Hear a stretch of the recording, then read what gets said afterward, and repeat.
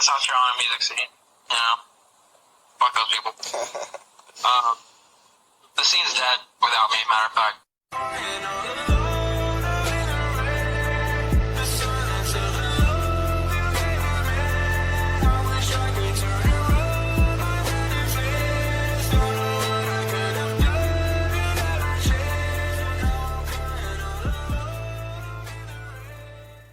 So firstly, I wanted to ask, how did the name Keepmysecrets come about?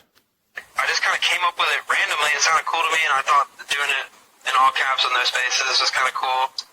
And also, I like to have the acronym KMS, and I told my buddy about it. We were going to start a band, and he told me it was kind of gay, and I was like, all right. And so we didn't make the band that. We were going to name the band Sick Sad World. But then the band kind of broke up, and then so I just took the name Sick Sad World for my Instagram handle, and kept Keepmysecrets as my gay rap name. Yeah, I like the acronym, though. Yeah, I do too. I saw you got your start in the pop-punk scene, and I wanted to know how long that went on for, and what made you decide to switch genres. I grew up on, like, a weird mixture of rap and rock, you know what I mean? I fell in and out of, you know, different subcultures and stuff. But, Yeah. I was in a pop-punk band from, like, 2012. We were just doing acoustic stuff, and then, like, we ended in 2013. And then I was in a hardcore band in 2014, and that ended, and then I was in another pop-punk band in 2015. And then since 2015, I haven't done anything, like, period. And I was always rapping as a joke, like, since 2011. Like, my friends would take it really seriously, and I'd get on their songs and just, like, kind of rap about, like, poop and farts and whatever.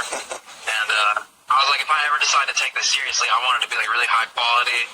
So, like, you know, that's what took me forever. I didn't think I was going to be able to make myself sound good. And then I tried, and it sounded good, so I started doing this. It was, like, a whole thing. But, yeah.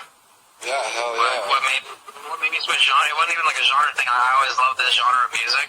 I feel like it has the same energy as like the shit that I was doing before, but like I don't have to take it up with four dudes. You know what I mean? Like I don't have to. Right. At the end of the night, when I'm getting paid, I don't have like some fucker. You know, because I know that I'm gonna take everything that I made at the show and invest it back into my music. I don't have some fucking bass player that fucked up the whole show talk about, hey, can I get $50? Like fuck you, bro. Like fuck you. You had to borrow a bass cap to use tonight. Like no, you're not getting paid.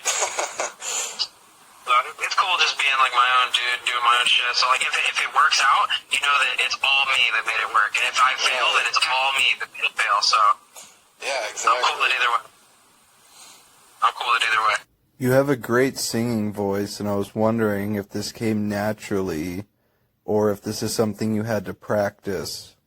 I hold my dad's side of the family, like, for generations going back, are, like, country singers, guitar players and stuff. So, like, I think I got, you know, a little bit of that passed down, but at the same time, like, it took me a really long time to sing like I do now, like,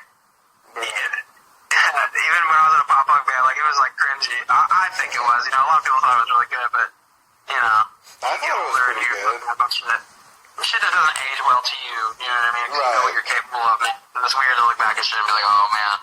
So, I mean, I've always kind of been able to sing, but it took me a lot of practice, like, to get where I am now. And, like, you know, Johnny Craig's my favorite singer, so, like, I just want to really just emulate Johnny Craig minus the heroin.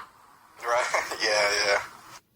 You've become pretty infamous for the KMS memes, like the P hat, for example, and I wanted to know what your thoughts are on this.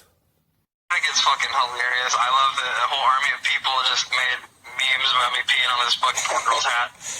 I think it's incredible. It's fucking awesome. I wish I got more support on my music like I did for the memes and right. you know, being silly on the internet. But it's mad cool. But yeah. It's funny now. Like people will recognize. Like I get recognized in the mall, you know, in my town, like for peeing in the hat. Like people want me to. Like people come to out the shows. They want me to pee in their hat. Like I remember a couple months ago, like I was talking shit to some girl on the internet. She was like, "Aren't you the guy that is only famous for peeing in a hat, and you try to drag it out for so long?" And I'm like, "Bitch, I didn't drag out shit. Like I didn't make a single meme. I didn't do nothing. Like I reposted the memes. They were funny to me. Like I didn't make a single meme. I didn't try to do anything. I literally went outside and peed on a hat. That's all I did. Yeah. So like I wasn't trying to make a name for myself by peeing on a hat. I was just trying to disrespect this bitch." Everyone is pretty excited about the new album. Was writing this album any different than writing the previous one?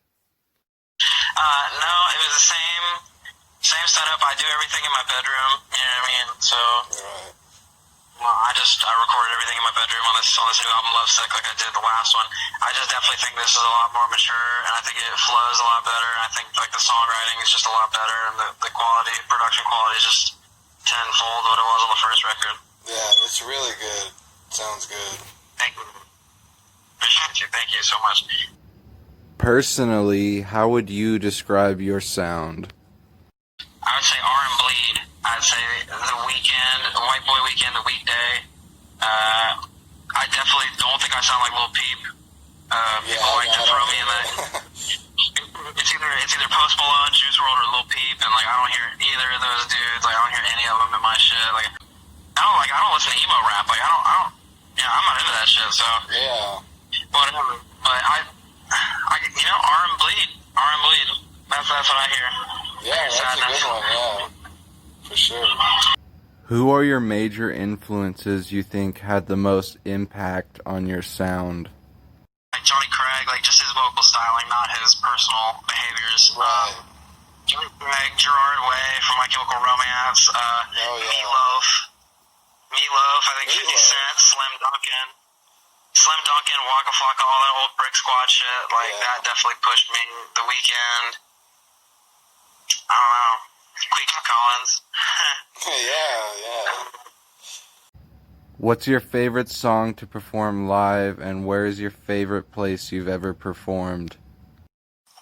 My favorite place that I've ever performed at was either the Firmament in Greenville, which is closed now, or Arizona Pete's in Greensboro. That was really cool.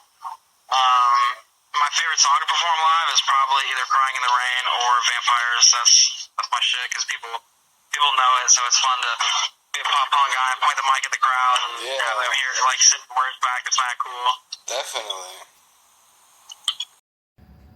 You originate from South Carolina, and you've had a big influence on the sound there. What do you think about the local scene? Everybody in South Carolina can eat my fucking ass. That's it. If you're in the music scene in South Carolina and you're doing what I'm doing, fuck you. I agree Fight with me that. to the death. Fuck you. Fight me to the death. You're not showing me. You're not giving me enough credit. You're not bowing down like you ought to. And it's pissing me off. Like I hear y'all not only trying to get on the same kind of beats as me, like you're fucking with my producer.